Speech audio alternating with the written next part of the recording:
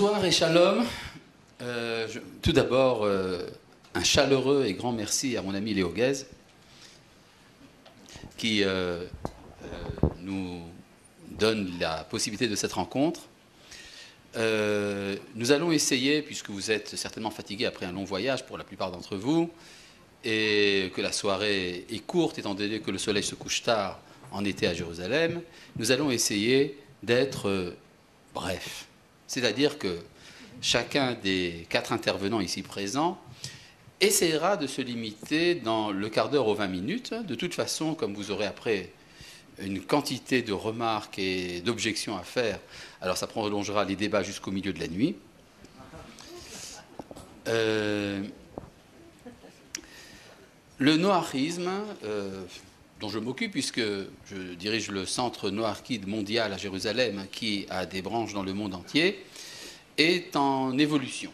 C'est-à-dire, bon, le noarisme, vous savez, c'est quelque chose de très ancien dans le judaïsme. Il y a des textes talmudiques, de la Mishnah, du Midrash, de la Halacha, c'est-à-dire de la loi juive. Toutes ces choses-là sont bien connues, qu'il y a un enseignement de la Torah pour les nations. Il y a ce qu'on pourrait appeler une sorte de religion pour les peuples et une religion pour le peuple prêtre. Donc, si vous voulez, la Torah a 2 contenus, pourrait-on dire religieux, 2 contenus spirituels, l'un qui est destiné à Israël et l'autre qui est destiné aux nations. Et bon, c'est une chose qui est connue pour les rabbins, qui est connue pour ce qui s'étudie dans la maison d'études, dans le Beth Midrash. C'est quelque chose qui n'a pas été appliqué pendant très longtemps. On pourrait dire que depuis que nous sommes entrés en période d'exil, et ça a été assez long, eh bien, tout le noarisme, sauf quelques exceptions éparses, est rentré en veilleuse. Et ce n'est que après quelques tentatives au XIXe siècle, même au XVIIIe siècle, nous avons des témoignages de ce genre, mais c'est surtout au XXe siècle, et surtout après la fondation de l'État d'Israël, et surtout après la guerre des 6 jours, que l'humanité a commencé à prendre conscience du fait que le peuple d'Israël avait quelque chose de particulier à transmettre à l'humanité, que ce n'était pas simplement une sorte d'ébauche du christianisme, comme ça on a pu souvent le penser. Et donc aujourd'hui nous sommes mis en face de nos responsabilités de faire ce qu'on appelle du noachisme appliqué.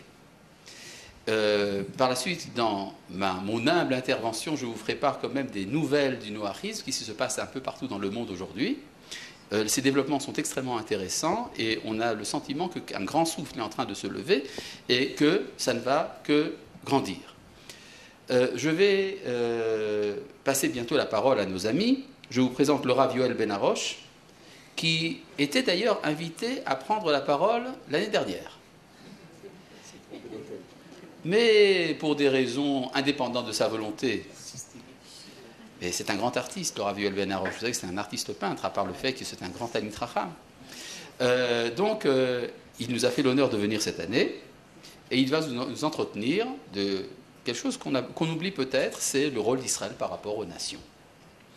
Et puis après, nous aurons le témoignage de Madame Anne-Marie Antonietti, qui est devenue, l'année dernière déjà, noachide. Elle est passée devant notre tribunal rabbinique pour acquérir le statut officiel de noachide, et qui va nous faire part de son témoignage existentiel, de comment est-ce que cela est vécu. Et puis nous avons ici le Rav Dan Be'eri, qui va nous parler du droit chemin du noachisme, c'est comme ça que c'est dit? Oui, je crois. Oui, enfin oui. Et puis après, oui, déviance et droit chemin, c'est ça, oui. Et je clôturerai par quelque chose qui me semble très important, c'est comment développer de nos jours le communautarisme. C'est-à-dire, les Juifs ont pu survivre dans l'histoire grâce à l'invention de la communauté. La vie en communauté est quelque chose de très particulier dans le peuple juif. Et ce modèle semble devoir être appliqué à nos amis noachides dans le monde entier.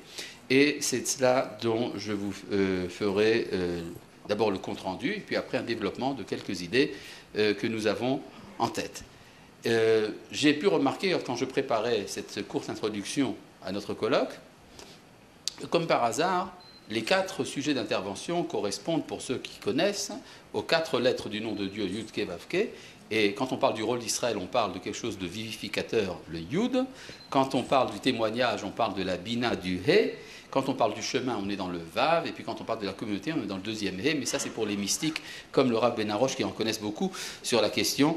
Et je ne vais pas donc trop vous ennuyer. Et nous allons passer la parole au Rav Yoel Ben Arosh.